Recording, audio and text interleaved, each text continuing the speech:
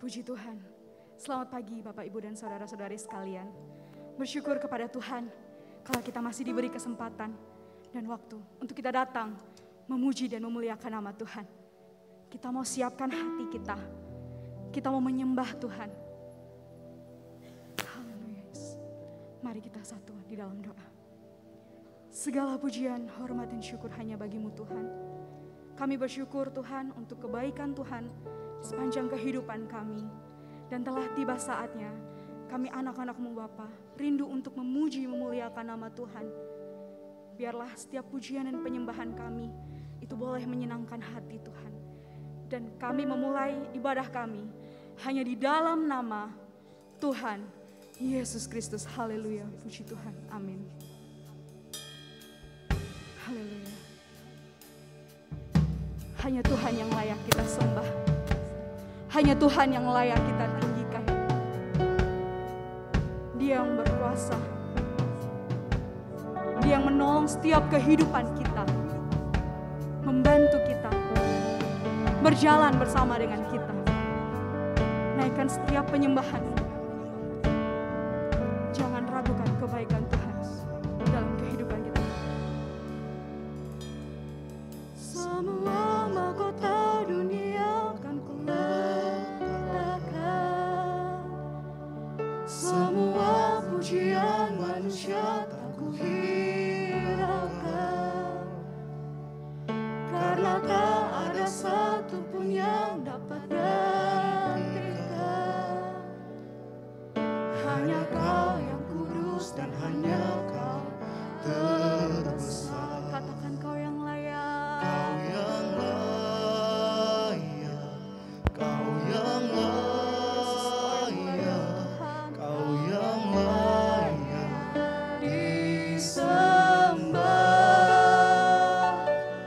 Kau yang layak, Kau yang layak, Kau yang layak disembah.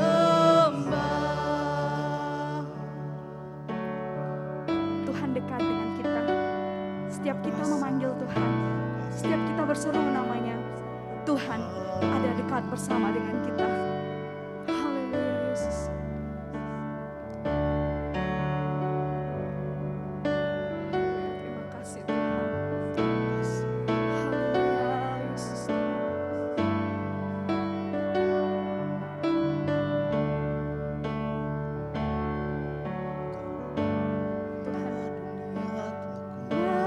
Panggilmu, betapa besar dan mulianya karyamu. Sungguh tak ada satupun yang dapat gantikan. Kini ku angkat tanganku dan ku bersorak, Kau yang layak, Kau yang layak, Kau yang layak, Kau yang layak disembah. Kau yang layak, Kau yang layak, Kau yang layak disembah.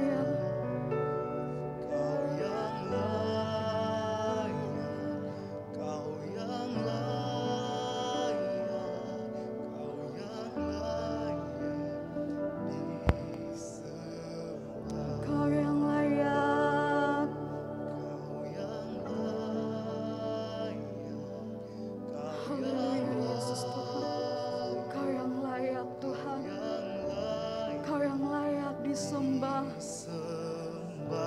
Kau yang layak kami puji. Kau yang layak, Kau yang layak, Kau yang layak disembah. Kau yang layak. Haleluya. Haleluya. Kau yang layak disembah. Hanya Kau yang layak. Kau yang layak. Kau yang layak disembah. Kau yang layak disembah. Kau yang layak disembah. Kau yang layak. Kau yang layak disembah. Berikan kemuliaan bagi Tuhan. Haleluya. Terima kasih Tuhan. Kami bersyukur. Haleluya. Haleluya. haleluya, haleluya, haleluya.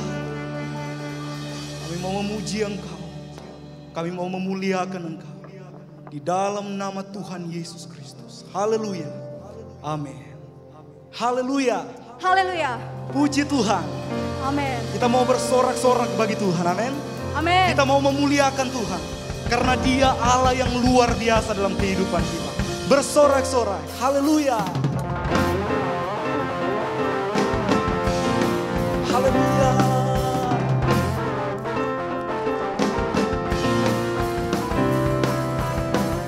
Bersorak-sorak.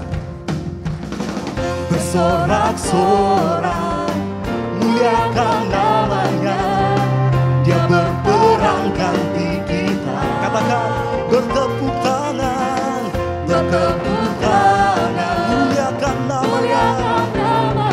Dia selamatkan jiwa kita. Haleluya.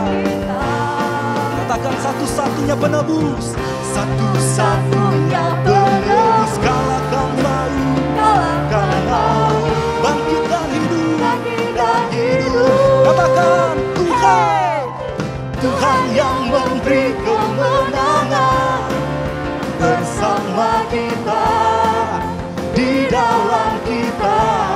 Oh, masuk, masuk dalam kemuliaannya. Dia perlindungan dan pengharapan. Haleluya. Saya undang kita semua untuk bangkit berdiri. Kita mau bersorak-sorak bagi Tuhan. Haleluya. Yes. Amin Tuhan. Bersorak-sorak.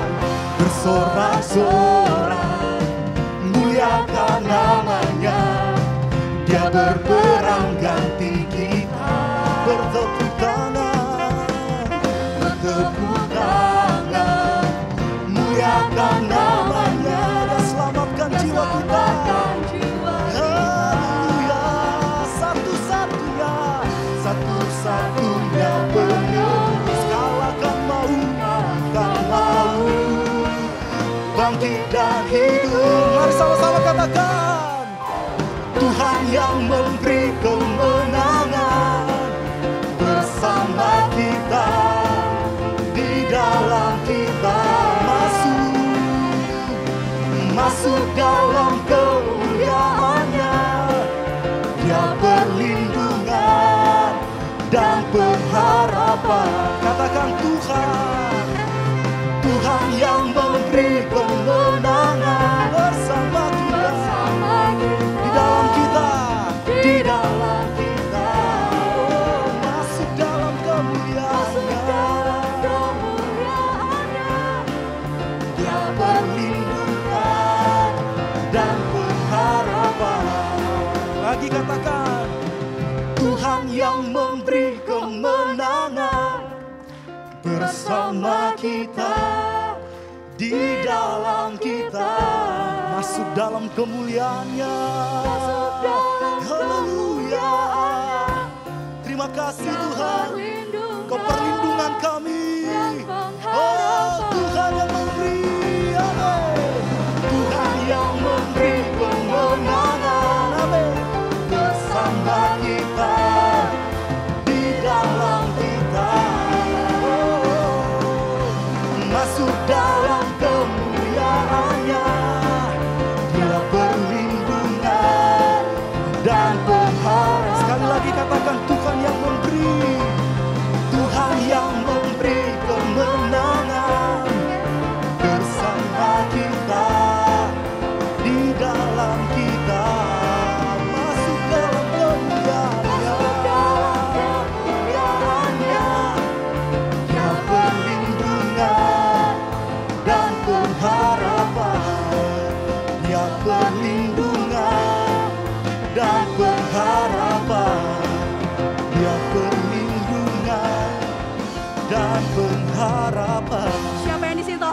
bahwa kita telah Haleluya. bebas.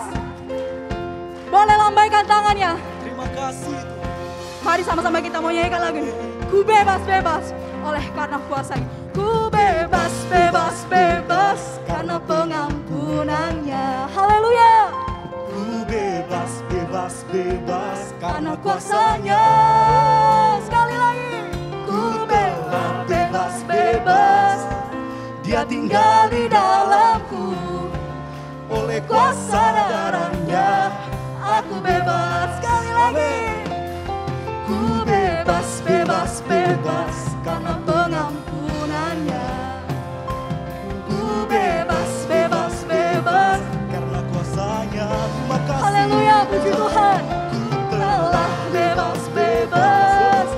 Dia tinggal di dalamku. Oleh kuasa Darahnya aku bebas. Ya, sekali lagi sama-sama. Ku bebas, bebas, bebas. karena pengampunan. Haleluya. Ku bebas, bebas, bebas. Karena kuasanya. Ku telah bebas, bebas. Dia tinggal di dalamku. Oleh kuasa Darahnya aku bebas. Ku bebas, bebas, bebas karena pengampunannya. Haleluya. Ku bebas, bebas, bebas karena kuasanya. Ku telah bebas, bebas. Dia tinggal di dalamku. Oleh kuasa darahnya aku bebas. Oleh kuasa darahnya aku bebas. Oleh kuasa darahnya aku bebas. Oleh kuasa darahnya. Haleluya. Terima kasih. Oleh kuasa darahnya kita telah bebas. Puji Tuhan. Terima kasih Tuhan Yesus baik buat kita semua. Kita berikan sorak-sorak sekali lagi bagi Tuhan kita. Haleluya. Silakan duduk Bapak Ibu Saudara. Kita sudah memuji Tuhan. Kita sudah memuliakan Tuhan. Saya percaya Tuhan bertahta di setiap pujian yang kita naikkan. Amin. Kita siapkan hati kita, pikiran kita. Kita mau dengarkan firman Tuhan. Firman Tuhan yang menguatkan kita. Firman Tuhan yang memampukan kita hingga sampai saat hari ini. Kita sudah dibebaskan oleh darah Yesus. Tuhan sudah mati bagi kita. Untuk menebus setiap dosa kita. Haleluya. Terima kasih. Kami bebas oleh darah Yesus. Haleluya. Haleluya. Terima kasih Tuhan. Yes Lord.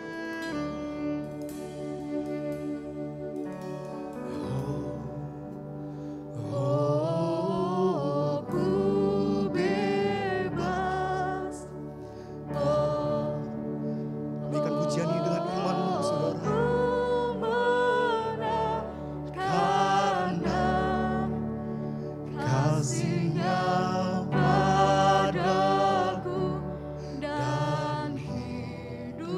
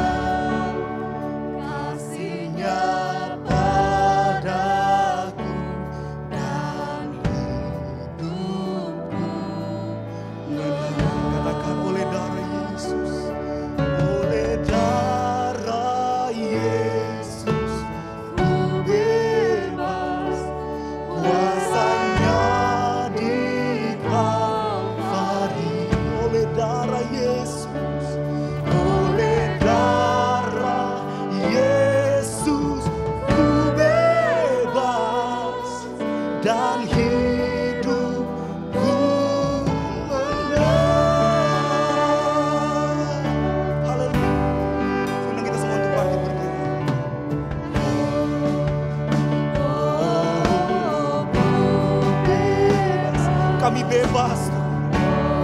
Terima kasih. Kami menang di dalam Engkau, Yesus. Karena kebaikan-Mu, karena kasih-Mu, Tuhan. Haleluya. Haleluya. Oleh darah Yesus, oleh darah Yesus, ku bebas. Kuasanya di Kalvari.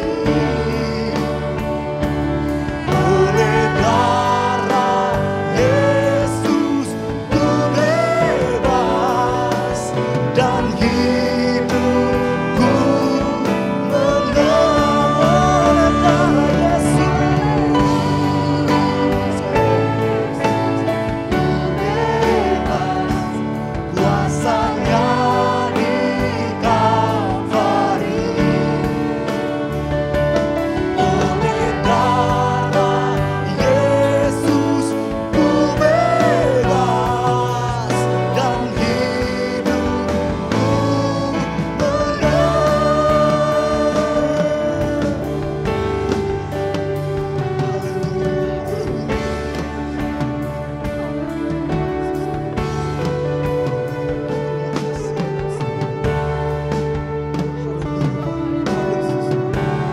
Terima kasih.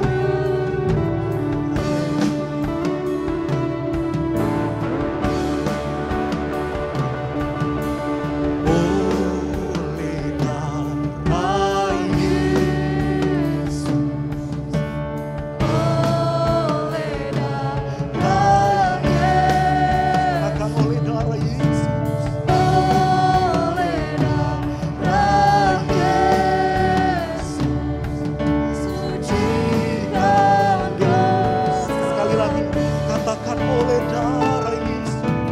Oleh darah Yesus, oleh darah Yesus, oleh darah Yesus, sucikan dosaku. Mari kita sembah Yesus. Haleluya.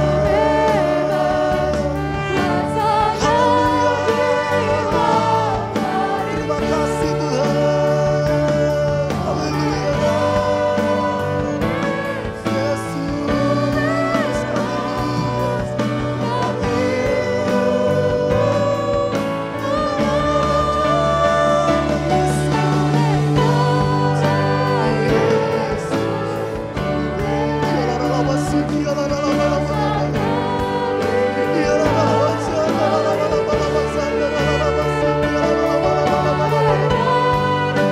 Yesus, ku bebas. Dan hidupku menang.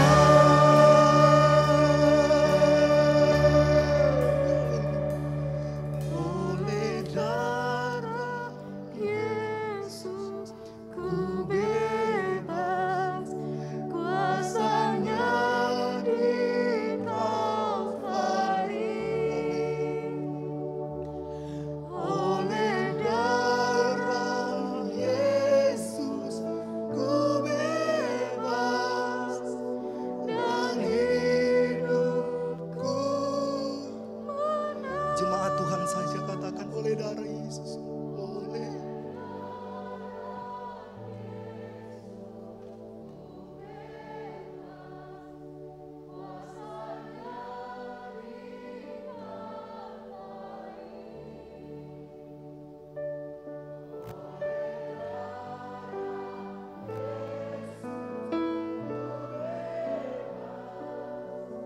dan hidupku menang. Oleh darah Yesus, ku bebas. Kuasanya di Kalvari. Oleh darah Yesus, ku bebas.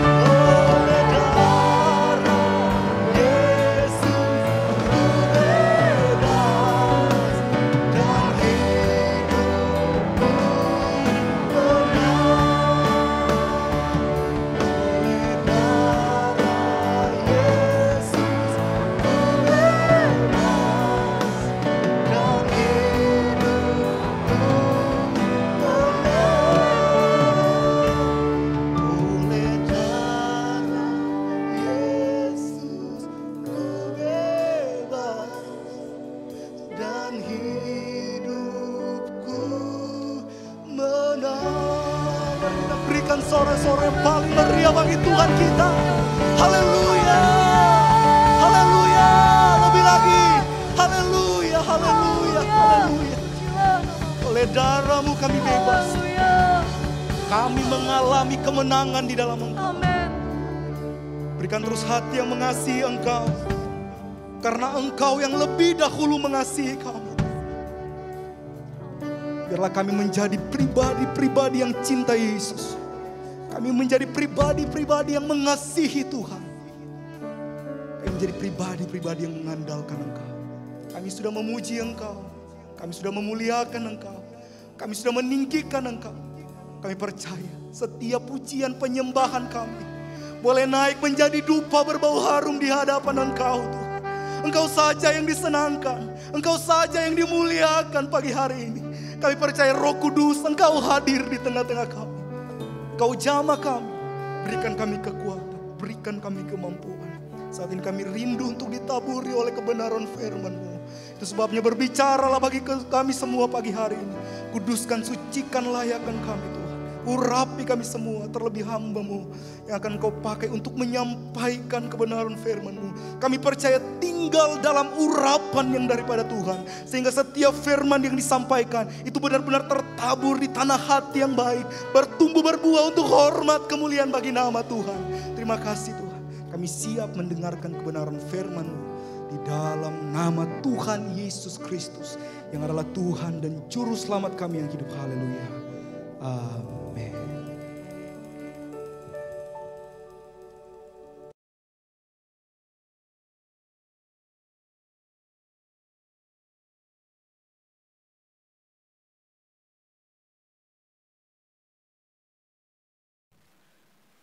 Darah Kristuslah yang membebaskan kita. Kita bebas, kita merdeka. Kita dibebaskan dari dosa. Karena pengampunannya, Dia mengampuni kita. Dan kita harus hidup di dalam kebenaran firman Tuhan. Pagi hari ini kita percaya Tuhan hadir bersama dengan kita. Amin. Sebab Dia Tuhan segala Tuhan, Dia Raja segala Raja. Dan Dia berjanji akan datang kembali menjemput saudara dan saya dan semua orang yang terus mau menjadi pelaku firman-Nya. Tema khotbah hari ini Minggu 6 November 2022. Keindahanmu memudarkan dunia. Keindahanmu memudarkan dunia. Bicara tentang keindahan, bicara sesuatu yang membuat orang terkagum-kagum, atau terpesona. Kadang kita melihat sesuatu dan membuat kita kagum. Misalnya panorama alam, keindahan sebuah gunung, lembah, atau suatu tempat. Ada banyak tempat, ada banyak panorama tempat yang indah di dunia ini yang bisa membuat kita berdecak kagum.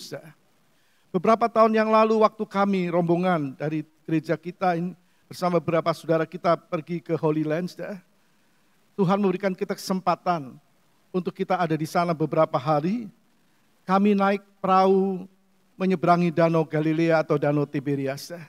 Lalu kami naik Gunung Hermon dan kami menikmati salju. Dan kami kagum dengan ciptaan Tuhan yang luar biasa. Tapi kita melihat lalu apa artinya keindahanmu memudarkan dunia. Ini lain daripada yang lain yang dunia tidak memilikinya. Kita bisa kagum dengan apa yang ada di dunia ini. Keindahan dunia, panorama alam dan sebagainya. Tapi keindahan yang memudarkan dunia artinya keindahan kasih, kemurahan, kemahakuasaan Tuhan, Juru Selamat kita itu melebihi apa yang dunia sodorkan kepada kita. Kita akan melihat bagaimana dunia bukan lagi menjadi apa-apa bagi anak-anak Tuhan.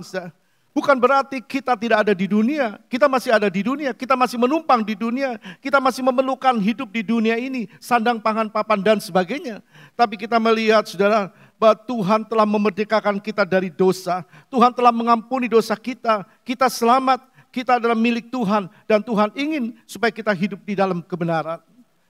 Firman Allah katakan, Tuhan kita yang ada di dalam Kristus. Kita adalah ciptaan yang baru, perangai yang baru. Yang lama sudah berlalu. Sudahkah kita hidup dalam kehidupan baru? Sudahkah kita hidup pada perangai yang baru? Mari kita baca ayat pokok kita yang terdapat dalam kitab Filipi pasal 3 ayat yang ke-8. Filipi 3 ayat 8 berkata begini. Malahan segala sesuatu kuanggap rugi karena pengenalan akan Kristus Yesus Tuhanku lebih mulia daripada semuanya. Oleh karena dialah aku telah melepaskan semuanya itu dan menganggapnya sampah supaya aku memperoleh Kristus. Apa yang Paulus katakan? Malahan segala sesuatu kuanggap rugi. Apa yang Paulus anggap rugi? Karena pengenalan akan Kristus Yesus Tuhanku lebih mulia daripada semuanya. Lebih mulia dengan apa yang dia gapai, yang dia capai. Oleh karena dialah aku telah melepaskan semuanya. Oleh karena Kristus, Paulus lepaskan semua itu dan menganggapnya sampah. Supaya aku memperoleh Kristus. Dia lepaskan semua supaya aku memperoleh Kristus. Sudah lihat orang-orang yang merasakan keindahan Tuhan? Dulu mungkin yang dia utamakan satu kedudukan. Kedudukan. Yang kedua, yang pertama kedudukan. Yang kedua kekayaan. Kekayaan. Yang ketiga daging atau hawa nafsu daging. Nah, siapa mereka? Mari kita lihat firman Tuhan menjelaskan kepada kita. Yang pertama adalah Paulus. Paulus ini dulu bernama Saulus. Dulu namanya Saulus. Dia lahir di Tarsus sebagai warga negara Roma. Kedudukan yang tinggi. Dia suku Benyamin dan dia anggota dari kaum Farisi. Anggota dari kaum Farisi. Dia dididik oleh seorang guru atau dikatakan seorang rabi yang bernama Gamaliel. Dia anggota sinagoge dan dewan Sanhedrin. Itu dewan yang tertinggi dalam mahkamah agama orang Yahudi. Dan Saulus yang masih muda itu mendapat kekuasaan resmi. Kekuasaan resmi untuk apa? Untuk menganiaya orang-orang Kristen. Kisah 9 ayat yang pertama. Sementara itu berkobar-kobar hati Saulus untuk mengancam dan membunuh murid-murid Tuhan, ia menghadap imam besar.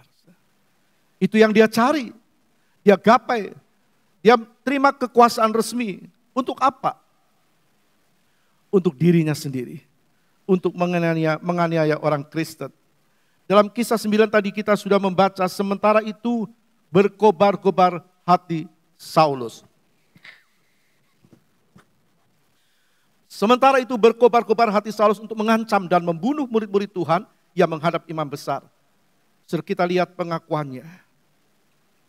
Apa yang dia akui? Kisah 26 ayat 9. Ini Paulus dulu. Bagaimanapun juga, aku sendiri pernah menyangka bahwa aku harus keras bertindak menentang nama Yesus dari Nazaret. Jadi Paulus berkata, aku sendiri pernah menyangka. Itu pengakuannya. Sesudah dia kenal Kristus, dia berkata, dulu aku menyangka bahwa aku harus bertindak keras menentang nama Yesus dari Nazaret. Itu Paulus. Itu dulu dia yang bernama Saulus. Dia penentang orang-orang yang percaya kepada Kristus. Dikatakan ia dengan keras menentang nama Yesus. Kita juga tahu ada banyak orang yang juga seperti ini. Menyangka apa yang dilakukan benar. Ia tidak tahu dan menyangka apa yang dia lakukan itu benar. Dia punya kuasa, dia punya kedudukan tinggi. Kita lihat ayat 10. Ayat 10 berkata begini. Hal itu kulakukan juga di Yerusalem. Aku bukan saja telah memasukkan banyak orang kudus ke dalam penjara, setelah aku memperoleh kuasa dari imam-imam kepala, tetapi aku juga setuju jika mereka dihukum mati. Bukan cuma dikejar, bukan cuma dianiaya, bukan cuma ditangkap, tapi dihukum mati. Itu yang dilakukan oleh seorang yang bernama Paulus, yang dulu namanya Saulus. Dia menangkap, memenjarakan, dan membunuh orang-orang percaya. Bahkan memaksa orang-orang yang sudah ditangkap untuk menyangkal nama Yesus. Ayat 11 kita lihat. Ayat 11. Dalam rumah-rumah ibadat, aku sering menyiksa mereka dan memaksanya untuk menyangkal imannya. Dan dalam amarah yang meluap-luap, aku mengejar mereka bahkan sampai ke kota-kota asing. Kemana murid-murid Tuhan berada? Kemana orang-orang percaya dikejar oleh Paulus ini? Dalam rumah-rumah ibadat aku sering menyiksa mereka. Dalam rumah ibadat dalam sinagoge, dalam rumah ibadat orang Yahudi.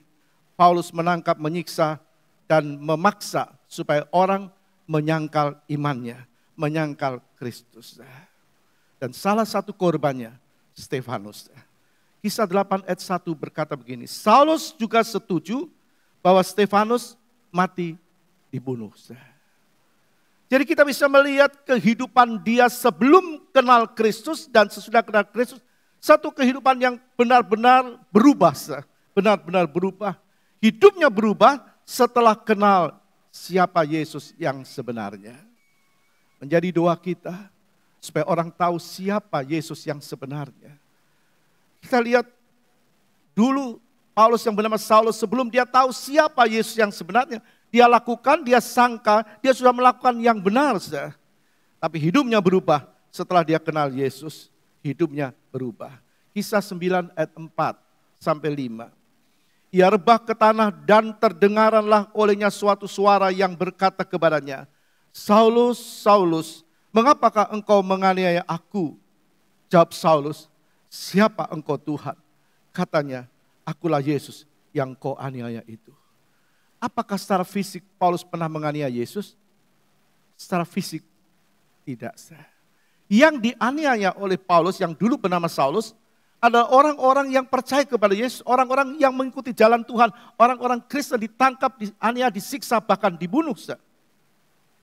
Satu waktu dia pergi ke Damsyik dengan tujuan yang sama.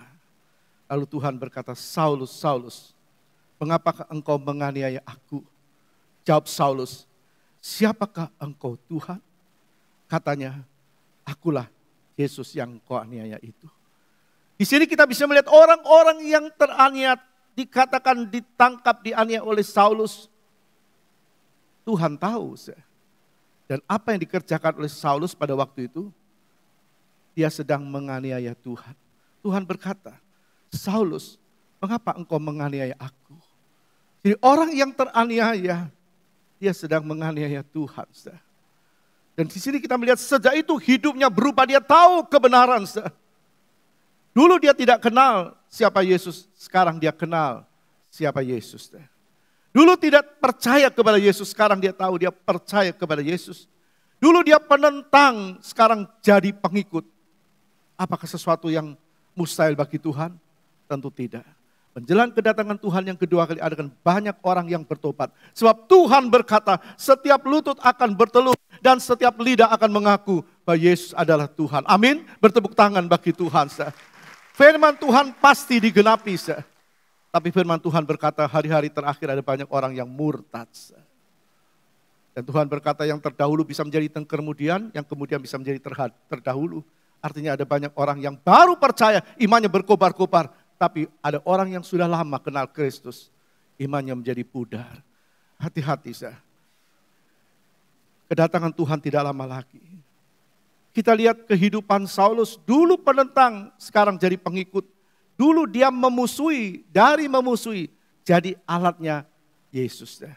Dia bukan lagi merasa besar, tapi dia merasa kecil, dia rendah hati. Dia tidak lagi bangga dengan kedudukannya. Dia tahu apa yang dia lakukan, dia tidak bangga dengan kedudukannya sebagai anggota mahkamah agama Yahudi.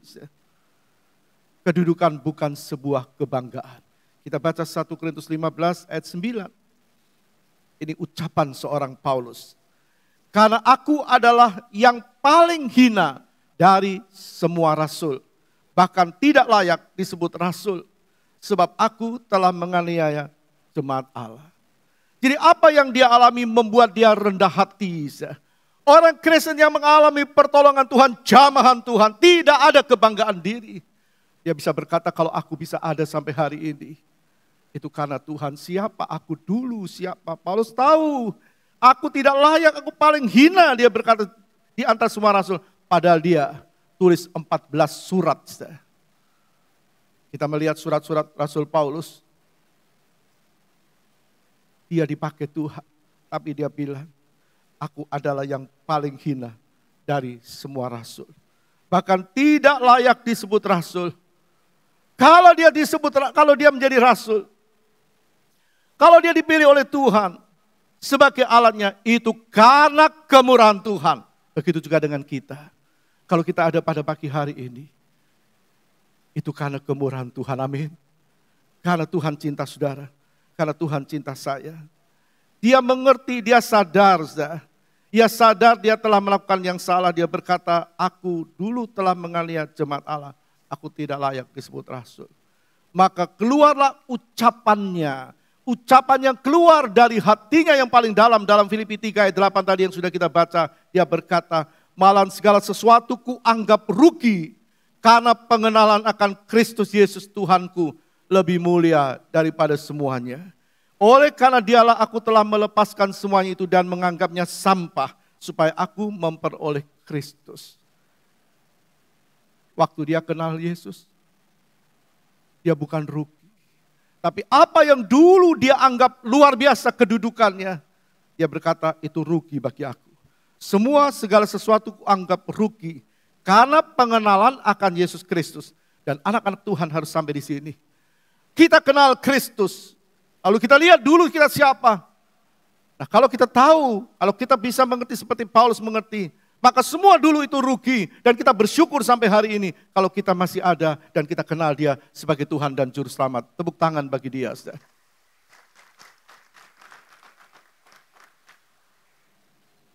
Dulu dia bangga dengan kedudukannya. Tetapi sekarang tidak. Dia bilang itu sampah. Aku rasul yang paling hina.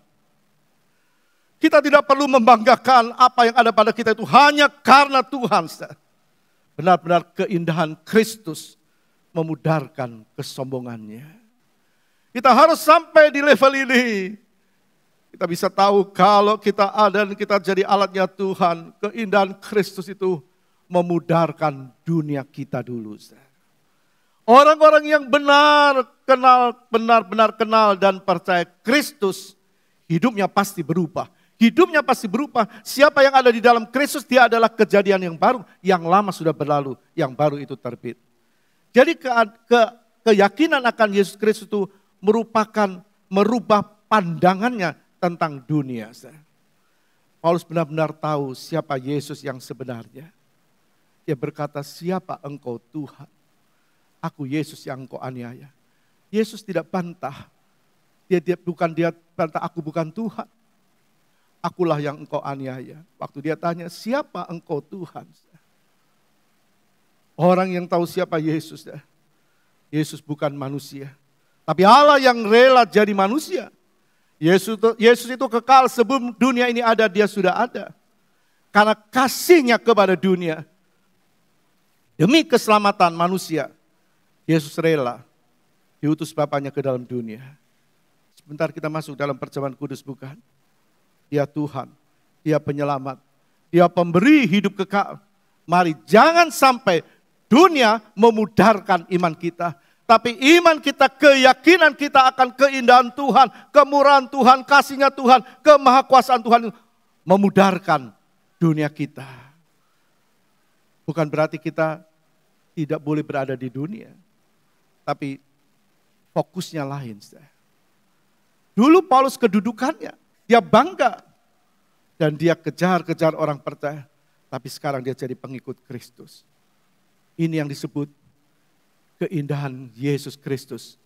Memudarkan kedudukannya, keakuannya, keangkuhannya dan sebagainya. Ada banyak sudah firman Tuhan katakan orang-orang yang alami perubahan.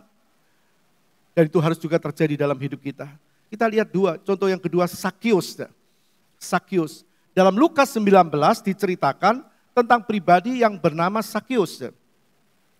Sakius atau Sakai dalam bahasa Aram, Sakius itu orangnya pendek. Dia kepala pemungut cukai kata firman Tuhan atau pemungut pajak di daerah Yeriko. Nah dia memungut pajak semaunya sendiri.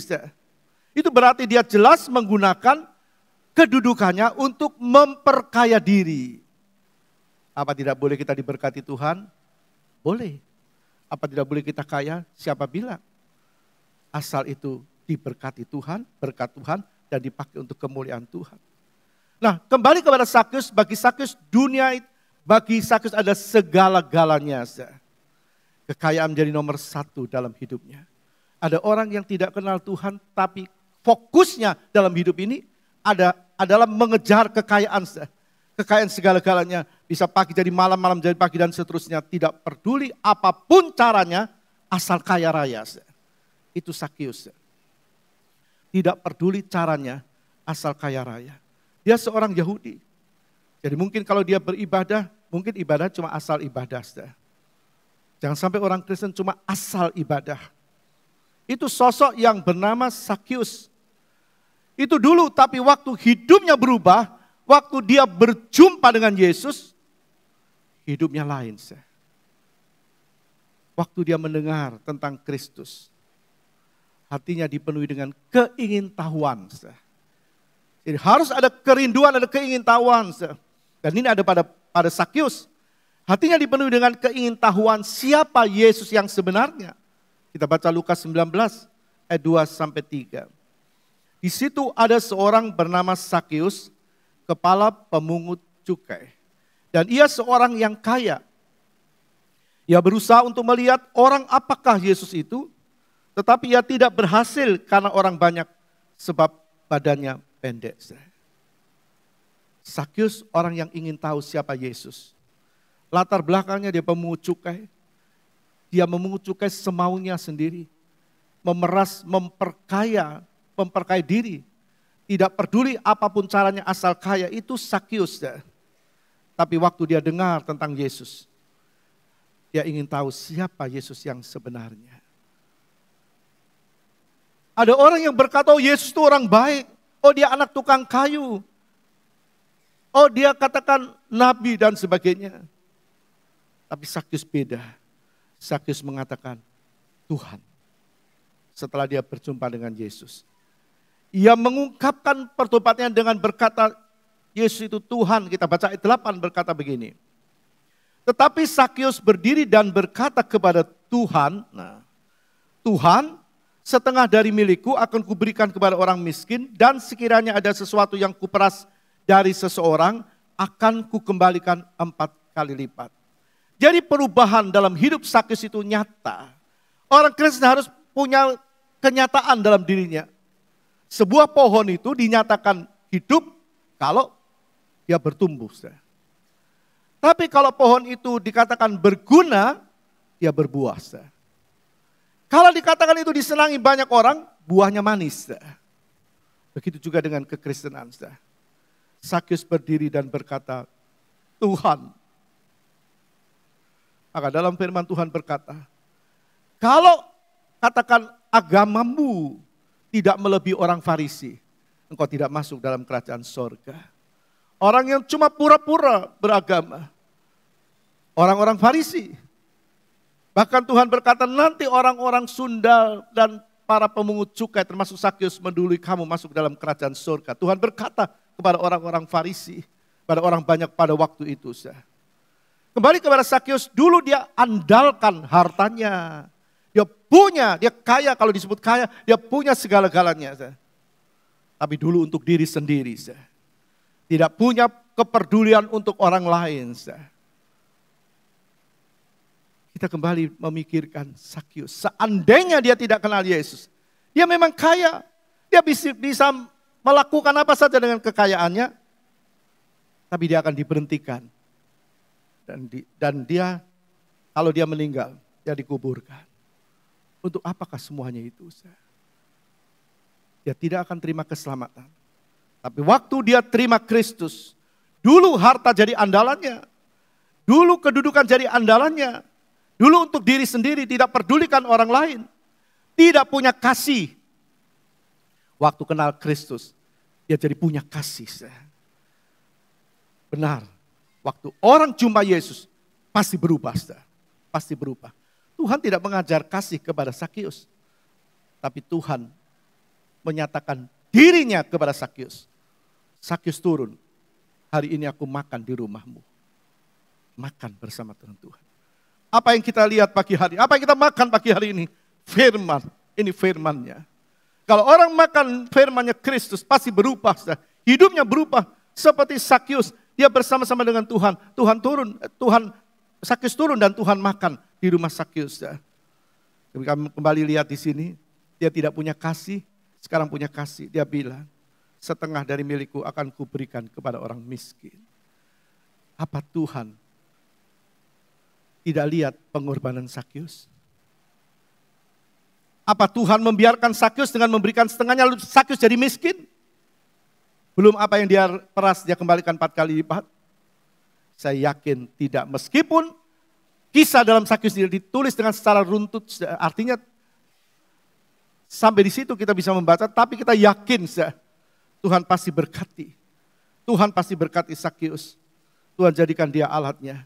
Dia tidak punya belas kasihan, sekarang dia punya belas kasihan. Dulu sekali lagi hartanya jadi prioritas, sekarang bukan lagi. Bukan tidak perlu, tapi bukan lagi jadi prioritas. Dulu tidak punya tujuan hidup.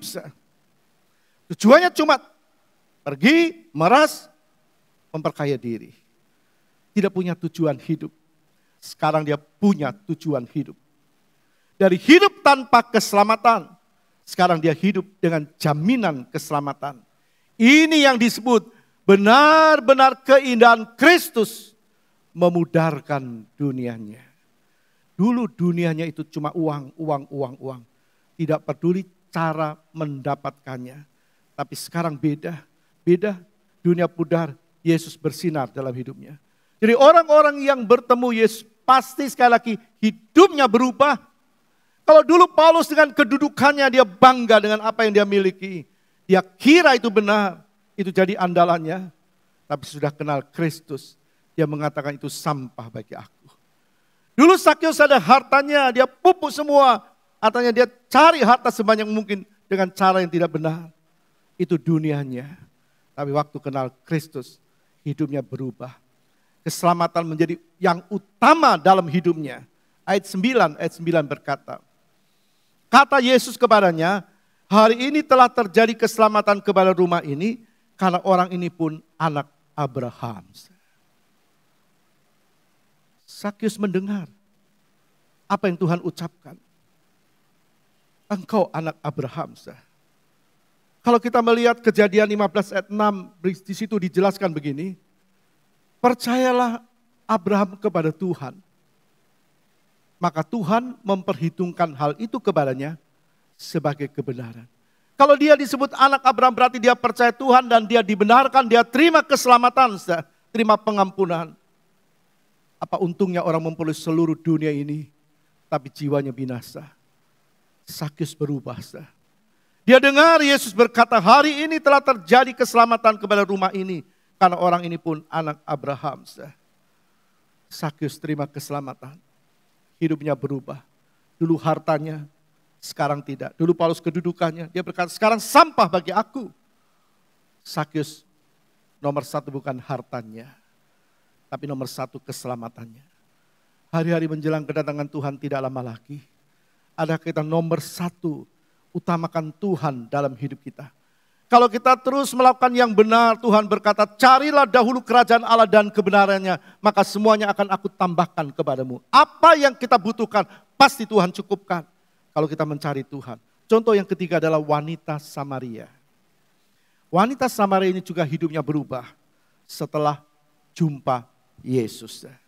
Yohanes 4 ayat 26 berkata, kata Yesus kepadanya, akulah dia yang sedang berkata-kata dengan engkau. Ini ucapan Yesus kepada perempuan Samaria. Akulah dia yang sedang berkata-kata dengan engkau. Jadi dulu dagingnya jadi andalannya. Jangan sampai orang Kristen daging jadi andalannya, hawa nafsu jadi andalannya. Merasa masih muda, masih kuat, masih bisa, masih mampu dan sebagainya. Ayat 16-17, kita baca ayat 16-17. Kata Yesus kepadanya, pergilah, panggillah suamimu dan datang ke sini. Jadi Yesus minta wanita ini panggil suaminya. Lalu ajak suaminya ke sini. Kata perempuan itu, aku tidak mempunyai suami. Dia jujur. Dia bilang, aku tidak mempunyai suami. Lalu Yesus berkata kepadanya, tepat katamu bahwa engkau tidak mempunyai suami. Sebab engkau sudah mempunyai 5 suami dan yang ada sekarang padamu bukanlah suamimu. Dalam hal ini engkau berkata benar. Tuhan bukan membenarkan hidup wanita Samaria ini. Tuhan mengatakan kejujurannya, benar engkau benar katakan itu. Nah, Tuhan minta kejujuran anak-anak Tuhan. Kalau kita lihat kembali contoh dari perempuan Samaria ini, dagingnya selalu tidak pernah puas. Daging tidak mungkin akan bisa puas apapun yang dia inginkan. Dia punya satu, ingin dua, dia punya dua, pengen tiga, dia punya tiga, pengen empat, dan seterusnya. Dan wanita ini benar. Dia punya satu, dia ingin dua, dia punya dua, dia ingin tiga, tiga, empat, dan seterusnya ingin lima. Jangan sampai anak-anak Tuhan terjerat dengan hawa nafsu daging. Firman Allah berkata dalam Galatia 5, orang-orang yang melakukan hawa nafsu daging tidak akan masuk dalam kerajaan surga. Berapapun yang daging terima, dia tidak akan puas. Jadi Yesus tahu perempuan ini, dia memerlukan air hidup. Sebenarnya Tuhan tahu orang-orang yang seperti perempuan Samaria, sebenarnya dia tidak ada air hidup, dia kosong, tidak ada damai, tidak ada sejahtera. Maka Yesus sengaja duduk di pinggir sumur. Dia tahu ada wanita yang membutuhkan air hidup.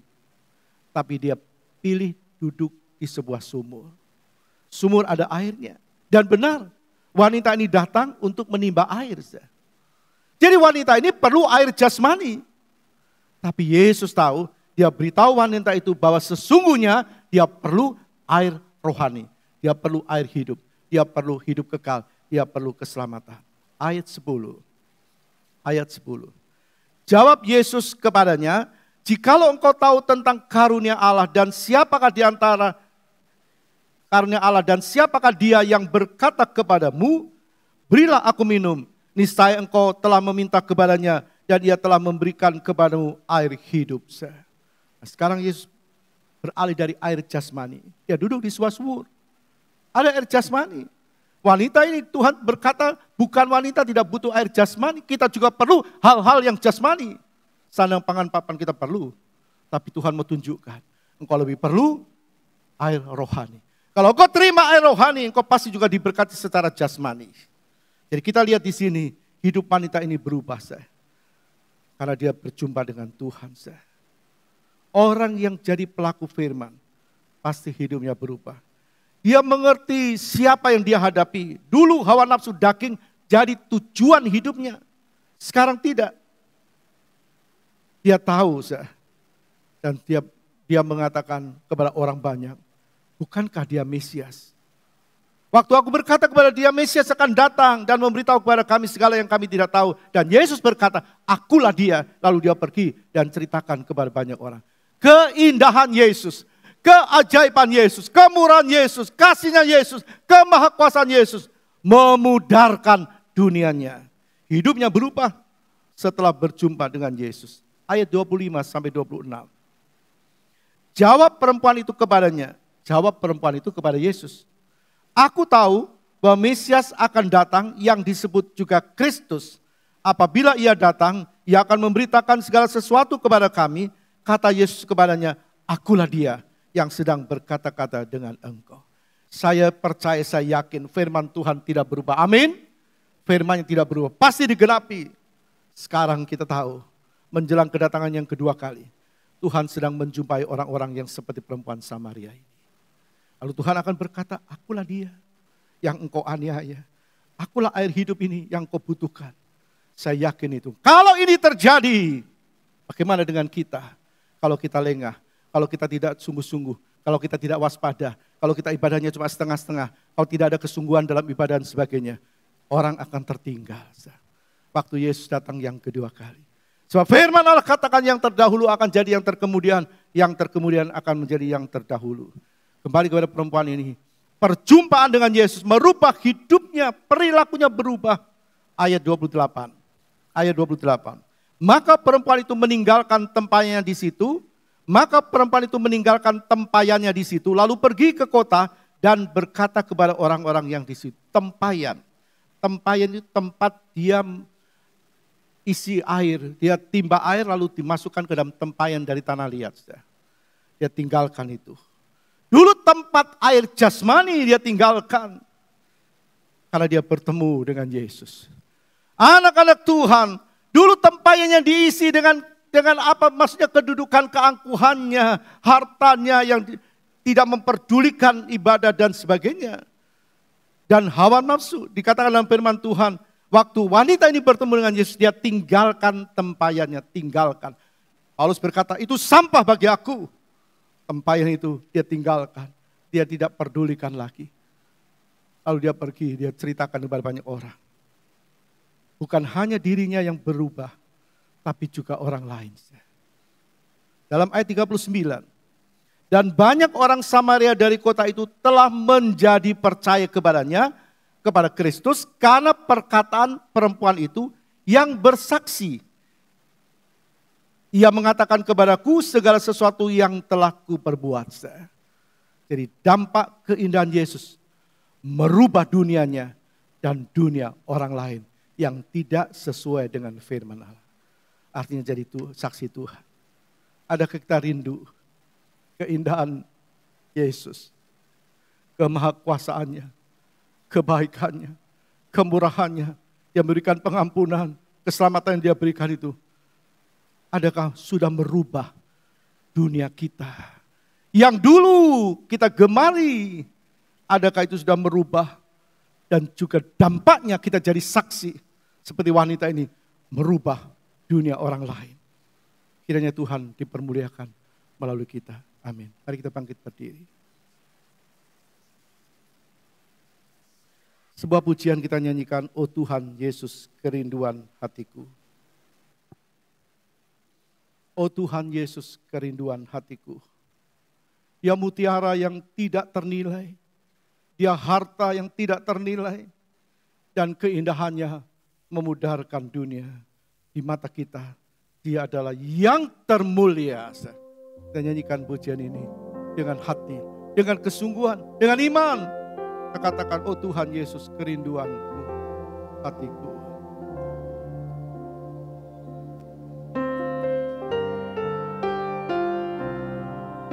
Mari kita sama-sama nyanyi.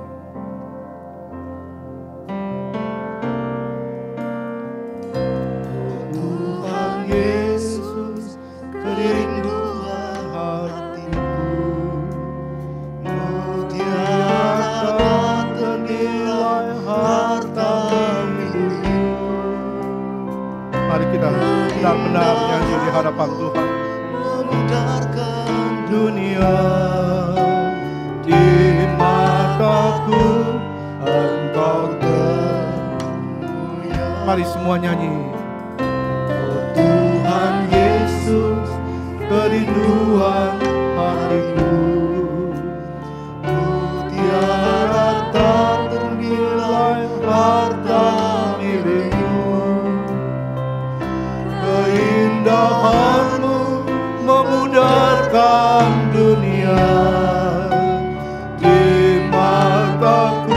Dia lihat kita, dia tahu kita, dia lihat hati kita, dia mengerti. Katakan, Tuhan Yesus, Engkau benar-benar kerinduan hatiku. Engkau mutiara yang tidak ternilai, Engkau milikku. Jangan tukar dengan keindahan dunia yang makin hari makin pudar. Dan dunia di mataku. Mari angkat tanganmu dan katakan, oh Tuhan Yesus, kerinduan hatiku, mutiara tak ternilai harta milikku. Keindahanmu memudarkan dunia. Terus nyanyikan pujian ini. Nyanyikan pujian Tuhan. Engkau lihat tangan-tangan yang terangkat. Kerinduan mereka Tuhan adalah Engkau di atas segala-galanya. Ibu Gembala akan berdoa. Hatiku mutiara tak ternilai harta milikku. Keindahanmu memudarkan dunia. Di mataku Engkau termulia. Oh Tuhan Yesus, kerinduan hatiku.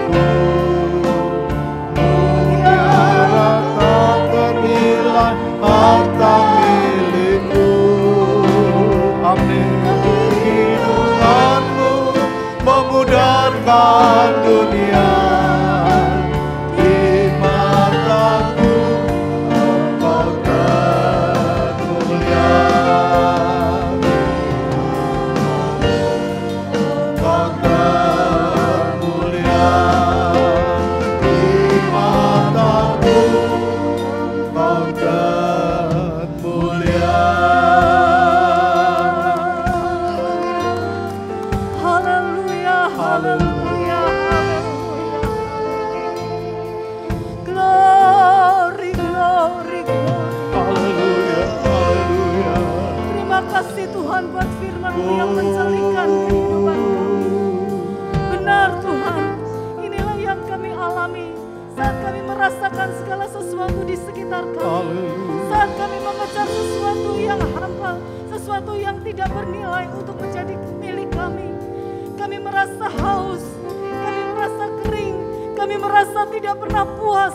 Kami merasa mencari dan terus mencari. Haleluya. Tetapi pagi hari ini Engkau menyatakan diri-Mu kepada kami bahwa Engkaulah mutiara yang tidak bernilai, yang harus kami peroleh, Haleluya. yang harus ada dalam kehidupan kami, yang harus menjadi milik kami selama-lamanya, yang harus kami bangga-banggakan, Haleluya. yang harus kami lihat dan kami perlihatkan kepada banyak orang. Terima kasih Tuhan, terima kasih. Sungguh Engkau pribadi yang mampu mengubahkan seluruh kehidupan kami. Haleluya. Engkau penuh belas kasihan melihat kehidupan kami yang penuh dengan kekurangan. Kami bersyukur karena Engkau mengasihi kami. Pribadi yang pernah mengalami sesuatu yang salah, mengajar yang hampa. Tetapi pagi hari ini Tuhan, Engkau merubah cara pandang kami. Engkau merubah hati kami. Engkau merubah sikap kami untuk memperoleh pencapaian yang abadi. Terima kasih Tuhan Yesus, terima kasih. Kalau Engkau sanggup mengubahkan Sakyus, sanggup mengubahkan Saulus, sanggup mengubahkan wanita Samaria, Engkau sanggup mengubahkan kami pagi hari ini. Terima kasih untuk tubuh dan darah-Mu yang kudus, yang sudah dipecah-pecahkan untuk orang-orang berdosa. Terima kasih untuk tubuh darah-Mu yang ada pada kami pagi hari ini, yang mampu mengubahkan kehidupan kami yang jauh dari berkenan. Dan kami percaya Tuhan, tidak ada yang mustahil bagi Tuhan untuk membawa kami kepada satu kesempurnaan. Bawa kami Tuhan. Jamah kami Tuhan. Kami hanya akan menjadi berarti kalau Tuhan mengubahkan kami semua. Terima kasih untuk kuasa darah-Mu. Kami mau bebas, kami mau menang, kami mau merdeka dengan kuasa darah-Mu. Terima kasih Tuhan, terima kasih. Lepaskan dari segala kuk dosa, lepaskan dari segala rantai-rantai ikatan yang mengikat kami dengan kebiasaan yang lama. Pagi hari ini kami mengalami kemenangan di dalam nama Tuhan Yesus Kristus. Terpuji nama-Mu Bapa. Kami mengucap syukur untuk firman-Mu, kami mengucap syukur untuk kuasa-Mu, kami mengucap syukur untuk tubuh dan darah-Mu. Terima kasih Bapa, kami diberkati dalam nama Tuhan Yesus Kristus. Haleluya. Silakan duduk saudara. Kita kembali akan nyanyikan pujian kita, Oh Tuhan Yesus kerinduan hatiku. Sementara saudara mempersiapkan persembahan kudus, kita nyanyikan pujian ini. Saudara yang sudah mempersiapkan, sudah bisa berdiri.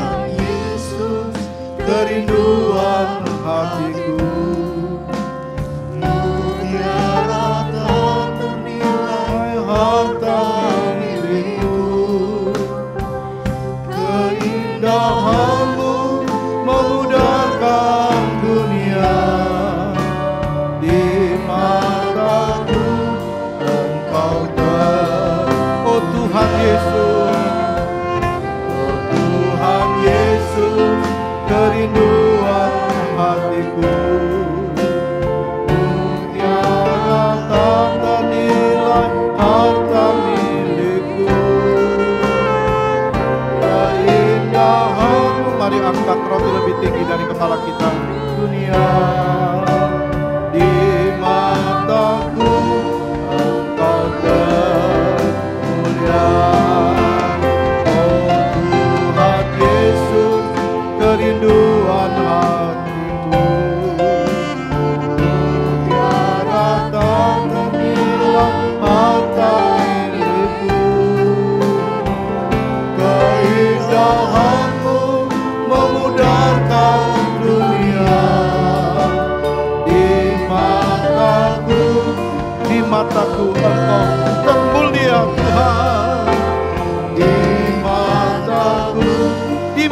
Engkau termulia Tuhan.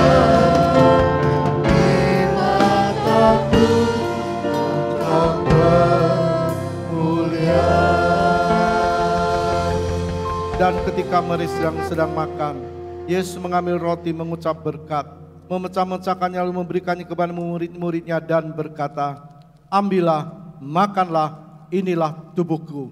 Kita makan tubuh Tuhan di dalam nama Bapa, Anak, dan Roh Kudus, yaitu di dalam nama Tuhan Yesus Kristus. Haleluya.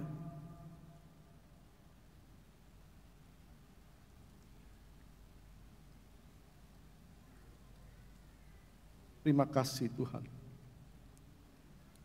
Engkau harta yang tidak ternilai. Engkau rela turun dari sorga hanya untuk menggantikan dosa kami. Kami selamat karena Engkau rela mati bagi kami. Tubuhmu dipecah-pecahkan untuk pengampunan kami. Terima kasih Tuhan, terima kasih. Angkat cawan lebih tinggi dari kepala kita. Sesudah itu ia mengambil cawan, mengucap syukur, lalu memberikannya kepada mereka dan berkata, minumlah kamu semua dari cawan ini, sebab inilah darahku, darah perjanjian yang ditumpahkan bagi banyak orang untuk pengampunan dosa. Kita minum darah Tuhan di dalam nama Bapa, Anak, dan Roh Kudus, yaitu dalam nama Tuhan Yesus Kristus. Terima kasih Tuhan, darah-Mu mengampuni kami. Darah-Mu mengampuni kami, darah-Mu menyelamatkan kami, darah-Mu menyembuhkan kami. Setiap kami diberkati Tuhan, disembuhkan oleh Tuhan, diberkati, dilindungi Tuhan. Kami percaya Engkau ada bersama dengan kami pagi hari ini. Terima kasih Tuhan, inilah kami. Kami mau tunduk taat kepada firman-Mu. Keindahan-Mu memudarkan dunia kami. Terima kasih. Terima kasih Tuhan. Engkau berkata Engkau menyertai kami sampai kesudahan alam. Kami yakin kami disertai Tuhan. Nama Tuhan dipermuliakan. Terpujilah Engkau selama-lamanya. Sekarang saudaraku yang dikasih Kristus, kita pulang dengan bawa berkat Allah Bapa, kasih sayang Yesus Kristus, dan persekutuan di dalam Roh Kudus, yaitu di dalam nama Tuhan Yesus Kristus. Hari ini sampai Maranatha Tuhan datang yang kedua kali. Semua yang percaya katakan amin. Tuhan berkati kita.